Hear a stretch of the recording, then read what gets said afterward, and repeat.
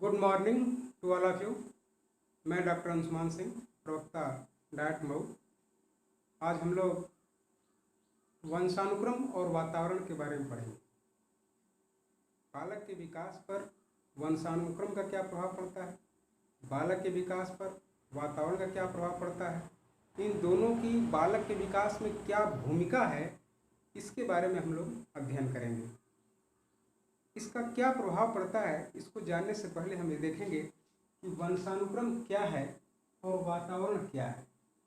जो वंशानुक्रम है, इससे संबंधित जो प्रमुख शिक्षण बिंदु हैं, जिसमें आपको वंशानुक्रम का अर्थ, गाल्टन का जीव सांख्यिकी सिद्धांत, गुणसूत्रों में असमानताएं, जुड़वा बच्चे, आनुवंशिकता के नियम और सुजनकी के बारे में अध्ययन करेंगे। ये ऐसे शिक्षण बिंदु हैं जहाँ से विभिन्न परीक्षाओं में प्रश्न पूछे जाते हैं, और प्रश्न कैसे पूछे जाते हैं वो हम वीडियो के लास्ट में कुछ प्रश्न देंगे इस वीडियो से संबंधित, जिसके आधार पर आप अपना मूल्यांकन कर सकेंगे कि हमने इस वीडियो से क्या सीखा। तो इसलिए आप इस वीडियो को शुरू से लेकर लास्ट तक ध्यान से देखेंगे और समझने का प्रयास करेंगे। तो आज की इस वीडियो में हम ये 3 शिक्षण बिंदु लेंगे। वंशानुक्रम का अर्थ, गाल्टन का जीव सांख्यिकी सिद्धांत और गुणसूत्रों में असमानताएं। ठीक है, तो सबसे पहले हम देखते हैं कि वंशानुक्रम क्या है। वंशानुक्रम का मतलब क्या है? देखिए, वंशानुक्रम का मतलब ये होता है कि वह गुण जिसे बालक अपने माता पिता और अपने माता पिता के माध्यम से पूर्वजों से प्राप्त करता है। यानी वंशानुक्रम, जिसको हम अनुवांशिकी भी कहते हैं, वंश परंपरा भी कहते हैं, पैतृकता भी कहते हैं। तो ये जो है, जो अनुवांशिक गुण है, वह जन्मजात गुण है, जिसको बालक ले के पैदा होता है। यानी कि जो जेनेटिक है, जो एक पीढ़ी से दूसरी पीढ़ी में हस्तांतरित होने वाले जो गुण हैं, वो अनुवांशिक गुण है। यानी अनुवांशिक गुण वे गुण होते हैं, वे जन्मजात गुण होते हैं बालक के, जिन्हें वह अपने माता पिता और पूर्वजों के माध्यम से प्राप्त करता है। तो जो बालक का विकास है, उस पर 2 चीज़ें हैं, एक अनुवांशिक, एक वंशानुक्रम है और दूसरा वातावरण है। जैसे आप एक रेखा चित्र समझेंगे, जैसे ये माता और पिता, माता के 23 गुणसूत्र और पिता के 23 गुणसूत्र, ये दोनों मिले और ये 46, ये आपका कॉन्सेप्शन हुआ। और उसके बाद ये बच्चे का जन्म, फिर ये बच्चे की लाइफ, मृत्यु। ये जो बालक का विकास क्रम है, इसमें जो वंशानुक्रम है, वंशानुक्रम में वे सभी कारक आ जाते हैं जो बालक को जन्म से 9 माह 10 दिन पूर्व, 9 माह 10 दिन पूर्व कॉन्सेप्शन के समय उपस्थित होते हैं। यानी बालक के जीवन का आरंभ, यानी बालक जो ही माँ के गर्भ में आ जाता है, तो गर्भ में आने के बाद, यानी कॉन्सेप्शन के बाद, बालक को जो भी अनुवांशिक गुण अपने माता पिता और पूर्वजों से जो भी मिलना है वो मिल जाता है। कॉन्सेप्शन के बाद बालक के अनुवांशिक गुणों में कोई परिवर्तन नहीं किया जा सकता, न तो कोई गुण जोड़ा जा सकता है और न ही कोई गुण घटाया जा सकता है। यानी कि इसीलिए कहते हैं कि जो आनुवंशिकता होती है वो स्थिर होती है। ये जो भी बालक को अनुवांशिक गुण मिलना है, वो यहाँ पर जीवन आरंभ के समय मिल जाता है। जीवन का आरंभ, कॉन्सेप्शन, और जीवन का आरंभ, और इसको कहते हैं आनुवंशिकता। आनुवंशिकता स्थिर होती है, क्योंकि जब बालक माँ के गर्भ में आता है तो उसको जो भी अनुवांशिक गुण मिलना है अपने माता पिता से, पूर्वजों से, वो कॉन्सेप्शन 23 गुण माता के, पिता के 23 गुण दोनों मिले और 46 गुणसूत्र, ये बच्चा माँ के गर्भ में आ गया। जो भी उसको अनुवांशिक गुण मिलना था वो मिल गया। अब इसके ऊपर जो प्रभाव पड़ता है, इसके ऊपर यहाँ से लेकर के यहाँ तक जो प्रभाव पड़ता है वह विकास है। यानी विकास कॉन्सेप्शन के बाद बालक के विकास को प्रभावित करना शुरू कर देता है। सॉरी, विकास, वातावरण। जो वातावरण है वो कंसेप्शन से लेकर मृत्यु तक प्रभावित करता है। यानी कि आनुवंशिकता की जो भूमिका है वो कंसेप्शन तक है। ठीक है, तो ये जो आनुवंशिकता है, आनुवंशिकता का मतलब ये हुआ जिसको हम आनुवंशिकता को जो मुख्य बिंदु इसमें ये हुआ आनुवंशिकता के अर्थ में कि जो आनुवंशिकता है वो बालक का जन्मजात गुण, जन्मजात गुण। दूसरी बात कि आनुवंशिकता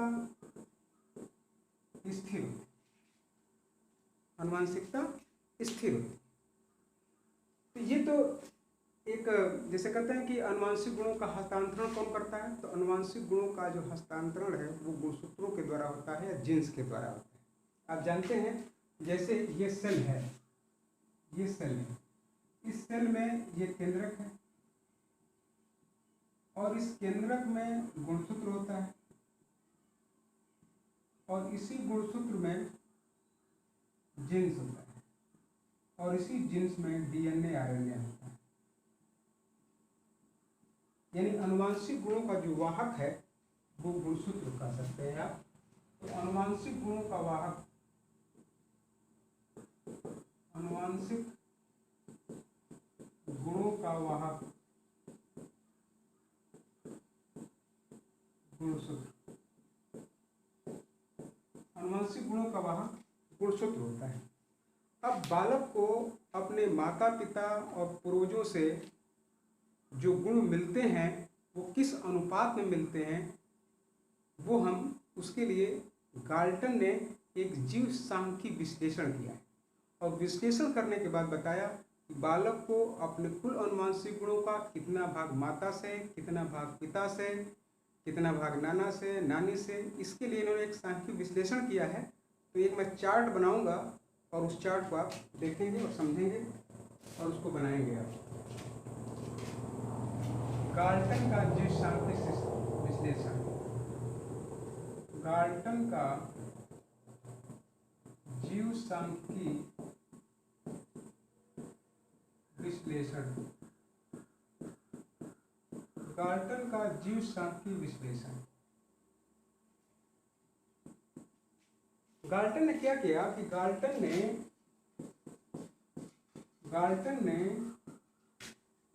एक पीढ़ी से दूसरी पीढ़ी तक, एक पीढ़ी से दूसरी पीढ़ी तक हस्तांतरित होने वाले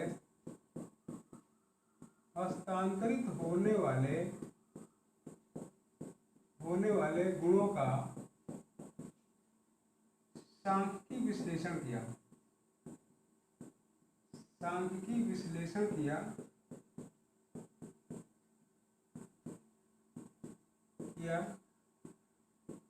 जो निम्न है,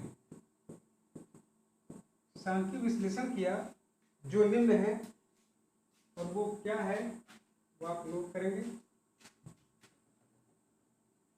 सांख्यिकी विश्लेषण करने के बाद उसने बताया कि बच्चे को अपने माता पिता के कुल आनुवंशिक गुणों का कितना भाग प्राप्त होता है।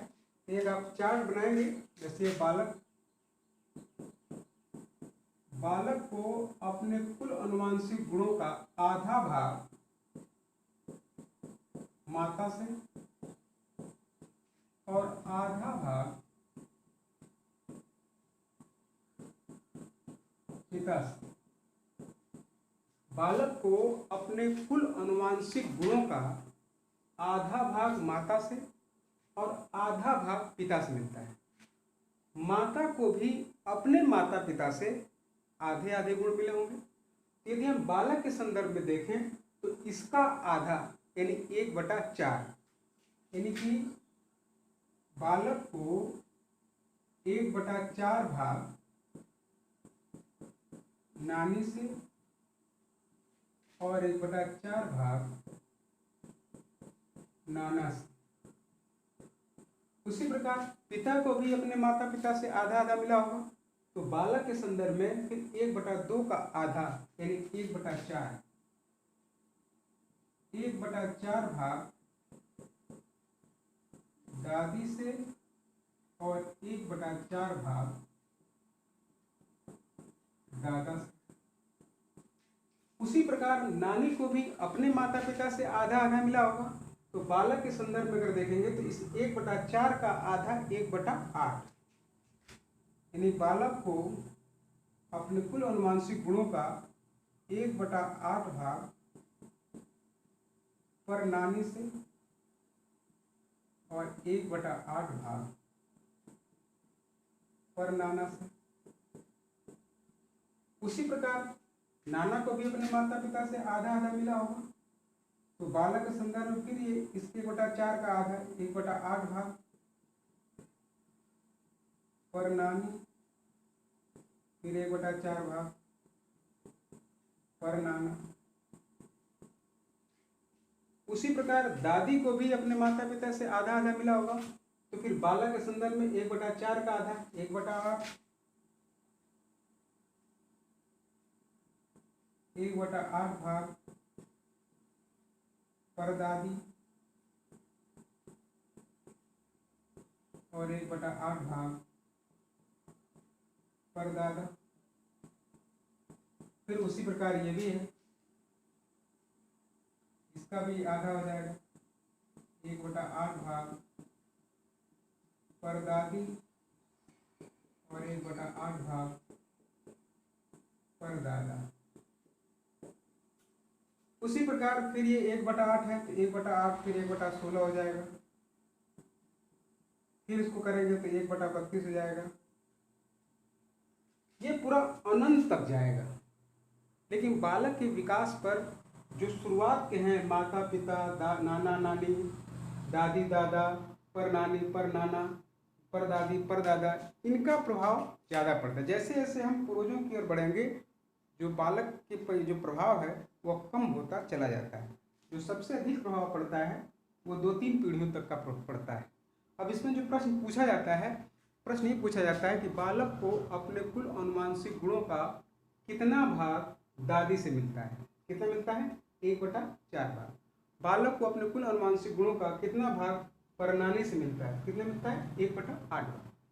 या 1/, जो इस तरह जो प्रश्न पूछे जाते हैं आप इस चार्ट के माध्यम से बता सकते हैं। तो यही है जो गाल्टन का जो सांख्यिक विश्लेषण है, जिसके आधार पर उन्होंने बताया कि बालक को अपने कुल अनुवांशिक गुणों का कितना कितना भाग अपने माता पिता और पूर्वजों से मिलता है। ठीक, ये हो गया आपका जीव सांख्यिक विश्लेषण। अब जो है इसमें जो प्रश्न पूछे जाते हैं वो गुणसूत्रों की असमानताओं से प्रश्न पूछे जाते हैं। गुणसूत्रों में असमानताएं, गुणसूत्रों में असामान्यताएं, गुणसूत्रों में असमानताएं। Abnormalities in chromosomes, abnormalities chromosomes. Abnormalities chromosomes में जैसे होता क्या है कि आप जानते हैं कि मनुष्य में कुल 46 गुणसूत्र होते हैं जो 23 जोड़ों में होते हैं।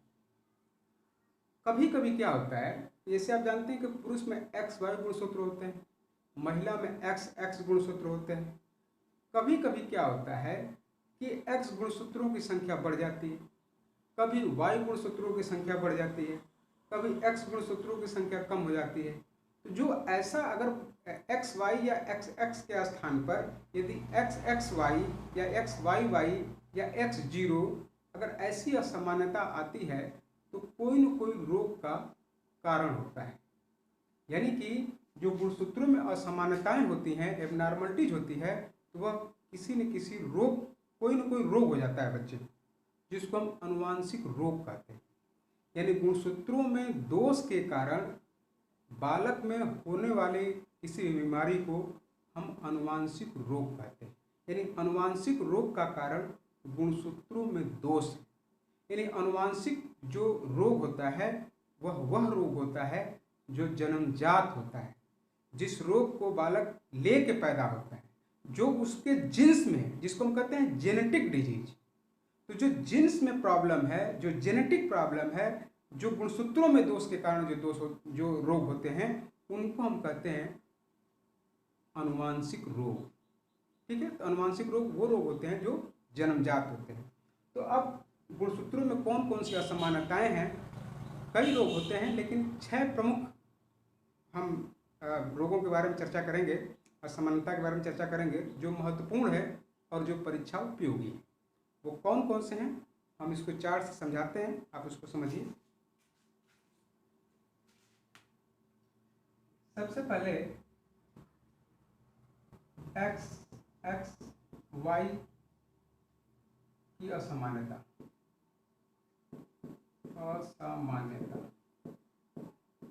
दूसरा है x0 की असमानता।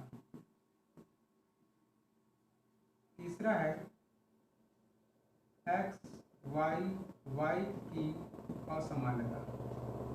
फिर चौथा है गुणसूत्र के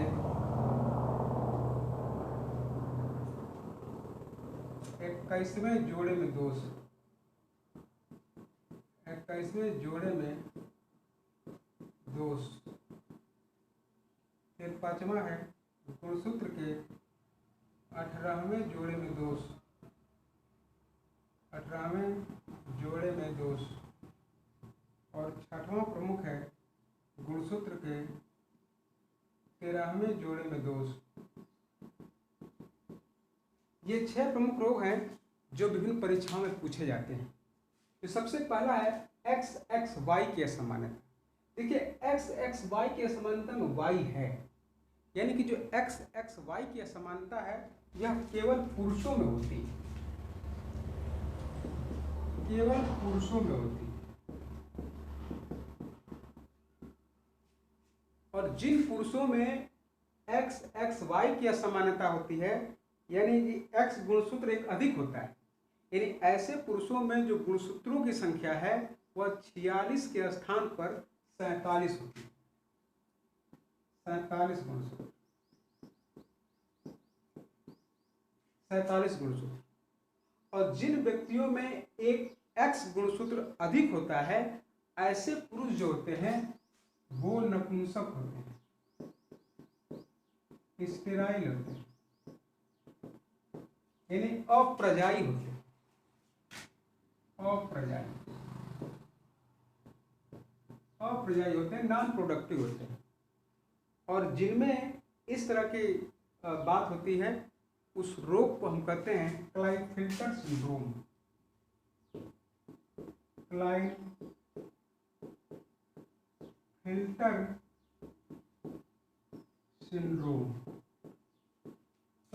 सिंड्रोम, यानी क्लाइनफिल्टर सिंड्रोम वह रोग होता है जो केवल पुरुषों को होता है, पहली बात। दूसरी बात, क्लाइनफिल्टर सिंड्रोम से ग्रसित व्यक्तियों के गुणसूत्रों की संरचना XXY होती है, या दूसरे शब्दों कह सकते हैं कि क्लाइनफिल्टर सिंड्रोम से ग्रसित व्यक्तियों में एक अतिरिक्त यक्ष गुणसूत्र होता है। और जिन व्यक्तियों में एक अतिरिक्त यक्ष गुणसूत्र होता है, ऐसे व्यक्ति अप्रजाई होते हैं, और ऐसे रोग को हम कहते हैं क्लाइनफिल्टर सिंड्रोम। फिर दूसरा है X0 के समानता। तो X0 की समानता, ये जो रोग है यह केवल महिलाओं में होते हैं, केवल महिलाओं में होते हैं। और ऐसी महिलाओं में गुणसूत्रों की संख्या 46 के स्थान पर 45 होती है, 45 गुणसूत्र होते हैं। और जिन महिलाओं में एक यक्ष गुणसूत्र कम होता है, ऐसी महिलाएं अप्रजाई होती हैं, अप्रजाई, जिसको कहते हैं बांझ। और ऐसे रोग को हम कहते हैं टर्नर सिंड्रोम। टर्नर सिंड्रोम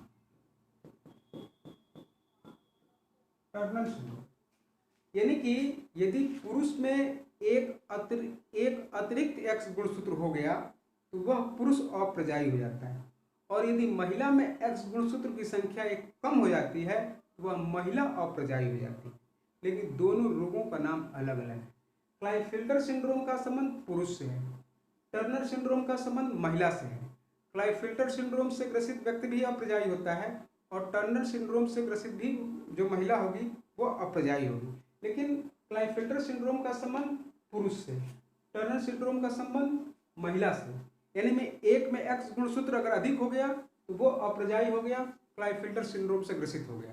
और यदि एक महिला में एक्स गुणसूत्र की संख्या एक कम हो जाती है वह महिला अप्रजाई हो जाती है और उस रोग को कहते हैं टर्नर सिंड्रोम। फिर है एक्स वाई वाई की असमानता। एक्स वाई वाई की असमानता ये किसमें होगी? ये केवल पुरुष में होगी, केवल पुरुष में होगी।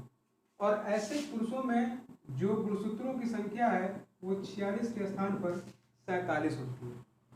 और जिन पुरुषों में एक अतिरिक्त वाई गुणसूत्र होता है ऐसे पुरुषों के द्वारा अपराध अधिक किए जाते हैं, यानी कि ये सामान्यतः जन्मजात अपराधी होते हैं। जन्मजात अपराधी यानी जन्मजात अपराधी वो होते हैं जिनमें एक अतिरिक्त वायु गुणसूत्र होता है। जिन पुरुषों में एक अतिरिक्त वायु गुणसूत्र होता है ऐसे व्यक्ति जो होते हैं वो जन्मजात अपराधी होते हैं। फिर गुणसूत्रों के 21वें जोड़े में दोष, गुणसूत्र के 18वें जोड़े में दोष या गुणसूत्र के 13वें जोड़े में दोष, ये जो दोष होगा ये पुरुषों को भी हो सकता है और महिलाओं को भी, पुरुष और महिला किसी को भी हो सकता है, पुरुष और महिला किसी को भी हो सकता है। और ऐसे पुरुषों में जो 21वें जोड़े में दोष है, जहां डबल जो गुणसूत्र है वो ट्रिपल हो जाते हैं, तो जब 21वें जोड़े में दोष या 18वें जोड़े में दोष या 13वें जोड़े में दोष के कारण जो बालक होते हैं ये तीनों के कारण शारीरिक और मानसिक रूप से विकलांग हो जाते हैं। शारीरिक व मानसिक विकलांगता, शारीरिक और मानसिक विकलांगता। लेकिन यदि 21वें जोड़े में दोष के कारण बालक शारीरिक और मानसिक रूप से विकलांग है तो उस रोग को कहते हैं हम डाउन सिंड्रोम। Down syndrome. और यदि 18वें जोड़े में दोष के कारण बालक शारीरिक और मानसिक रूप से विकलांग है तो उसको हम कहते हैं एडवर्ड सिंड्रोम। और यदि 13वें जोड़े में दोष के कारण बालक शारीरिक और मानसिक रूप से विकलांग है तो उसको हम कहते हैं पटाउ सिंड्रोम। यानी तीनों का जो कारण है वो तीनों 21वें जोड़े में दोष होगा तो भी वो शारीरिक और मानसिक रूप से विकलांग होगा, 18वें जोड़े में दोष होगा तो भी वो मानसिक रूप शारीरिक और मानसिक रूप से विकलांग होगा, यदि 13वें जोड़े में दोष होगा तो भी वो शारीरिक और मानसिक रूप से विकलांग होगा। लेकिन तीनों का नाम अलग अलग है। यदि 21वें जोड़े में दोष होगा तो उससे जो शारीरिक और मानसिक विकलांग बालक है उसको हम कहते हैं डाउन सिंड्रोम से ग्रसित बालक। यदि वो 18वें जोड़े में दोष के कारण बालक या बालिका शारीरिक या मानसिक रूप से विकलांग है तो उसको हम कहते हैं एडवर्ड सिंड्रोम से ग्रसित बालक है। और यदि 13वें जोड़े में दोष के कारण कोई बालक या बालिका शारीरिक और मानसिक रूप से विकलांग है तो उसको हम कहते हैं पटाउ सिंड्रोम। इसी का जो नया नाम है जो डाउन सिंड्रोम है, इस डाउन सिंड्रोम को हम ट्राइसोमी 21 भी कहते हैं।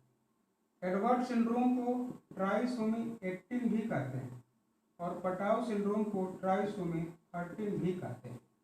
ये जो नया नाम है ट्राइसोमी 21, ट्राइसोमी 18 या ट्राइसोमी 13, ये डाउन सिंड्रोम का एक नया नाम भी है। इसी के आधार पर ट्राइसोमी 21 चूंकि ट्रिपल हो जाते हैं इसीलिए इसको ट्राइसोमी 21, ट्राइसोमी 18, ट्राइसोमी 13 भी कहते हैं। ठीक है, तो ये तो हमने आपको समझाया। अब आपको हम टेस्ट देते हैं, क्वेश्चन देते हैं, क्वेश्चन पूछा कैसे जाता है उस क्वेश्चन को आप देखिए और समझिए।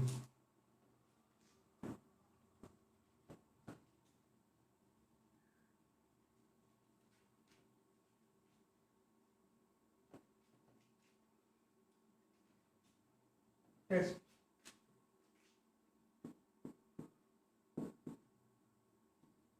प्रश्न नंबर 1,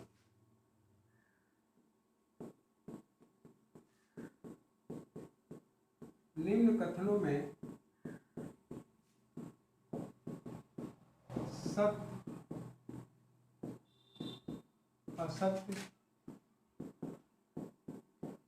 बताएं। ए,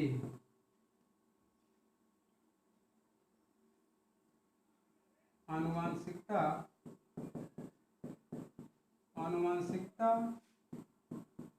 एक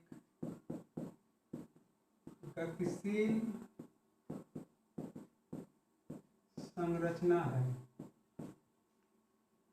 बी,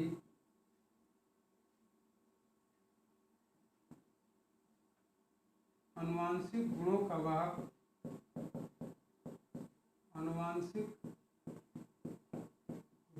वाहक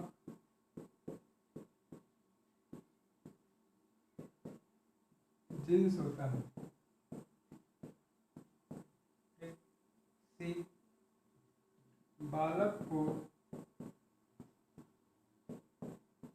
अपने कुल अनुवांशिक गुणों का 1/8 भाग नानी से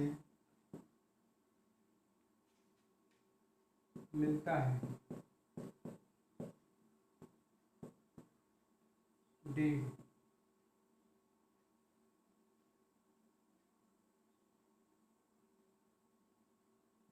XXY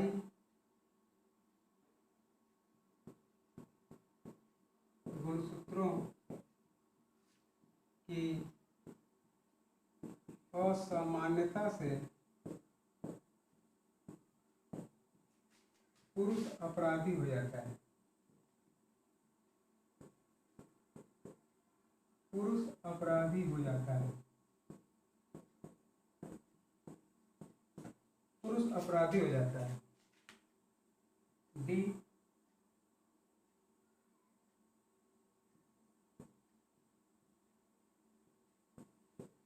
डाउन सिंड्रोम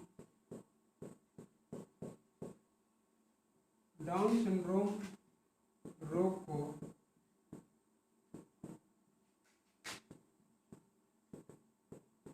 ट्राइसोमी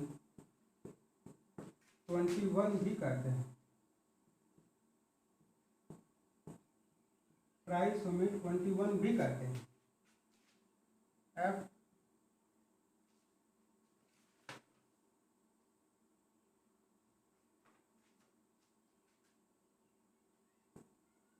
अप्रजाई महिलाओं में एक अतिरिक्त यक्स गुणसूत्र होता है। एक अतिरिक्त यक्स गुणसूत्र होता है। एफ, जी,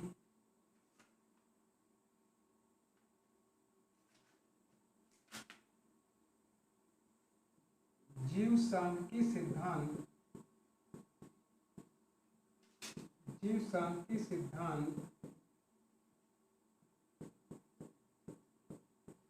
गाल्टन ने दिया था।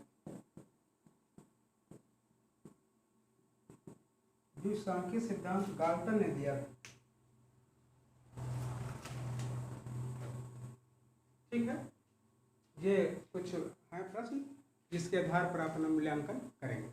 नेक्स्ट वीडियो में हम आनुवांशिकता से संबंधित जो नेक्स्ट शिक्षण बिंदु है उसके बारे में अध्ययन करेंगे। Thank you.